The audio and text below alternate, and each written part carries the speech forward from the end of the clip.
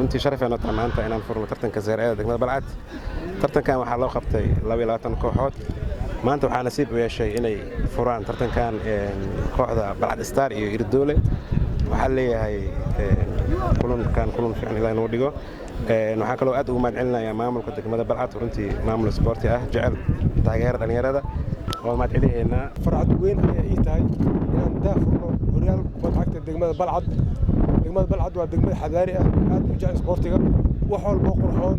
waxaa juhdi dhaqaal ku bixiyo dad waxaan ma hadda iskala alla ka soo gudoomiyaha degmada Xildhibaan Qaasim iyo gudoomiyaha isboortiga saaxiibkii Kabiila marka maanta aad iyo aad ayaan faraxsanahay in 22 kooxood oo horyaal heerkood loo qabto degmada Balcad waa soo dhaweynaynaa anagu faa'iideysana jaaniskan waxa aad u mahadcelinaa shacabka degmada Balcad oo mar walba garab taagan xul kubadda cagta Hirshabelle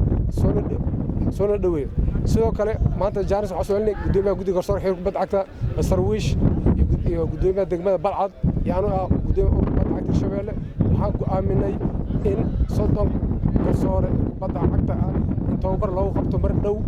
waan kaas waxa wada qaatay gudoomiyaha garsoor xeer kubadda cagta anoo gudoomiyaha Hirshabelle iyo gudoomiyaha degmada Balcad dhawaan ayaa la furi doonaa tababarkaas garsoore tartankan oo furiyo wabillahi tawfiiq. runtii waxaa farxad weyn ah in halkan maanta uga qayb qaato furitaanka horyaalka heerka koowaad ee degmada Balcad oo runtii ay ka qayb qaadanayaan ilaa 22 kooxood. runtii waa arrin aad iyo aad aan u soo dhaweynayno 100% waa horumar kubadda cagta aadaan ugu riyaaqeynaa runtii isboortiga degmada Balcad meesha uu gaaray iyo dadaalka ay sameeyeen maamulka degmada oo ugu horeeyay gudoomiyaha gaar ahaan iyo bahda isboortiga ee degmada Balcad waa soo dhaweynaynaa wax walba oo lagu horumarinayo isboortiga haddaan maamulka gobolka Banaadir isboortigiisa mar walba waxa garab taaganahay in isboortiga degmooyinka dariska la ah ee gobolka Banaadir in aan ka qayb qaadano horumarkooda tartamadan sida la socotaan ay ka soo qayb qaataan sida hadda ugu dambeysay 2025 tartankii ugu dambeeyay degmooyinka gobolka Banaadir waxaa qayb ka ah laba degmo oo daris la ah magaalada Muqdisho oo ah degmada Warshiq iyo degmada Balcad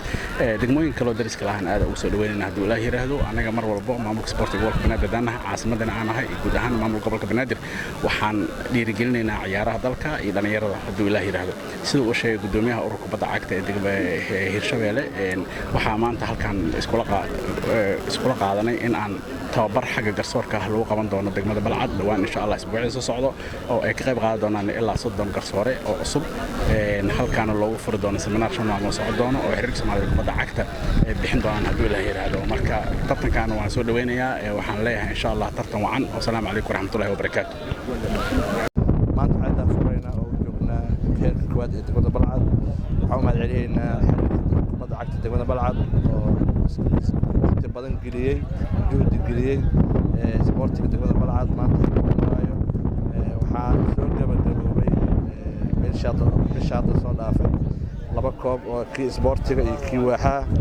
waxaan ugu mahadcelinaynaa kale abaabul ay geliyeen iyo farsamo iyo juhdi ay geliyeen inay sameeyaan koob u dhaxeeya deegaanada degmada Balcad oo 30 deegaan waxaan mahadcelinaynaa marka si guud iyo si gaar ah bulshada reer Balcad sida ay uga qayb qaadanayaan kubadda cagta ay u nooleynayaan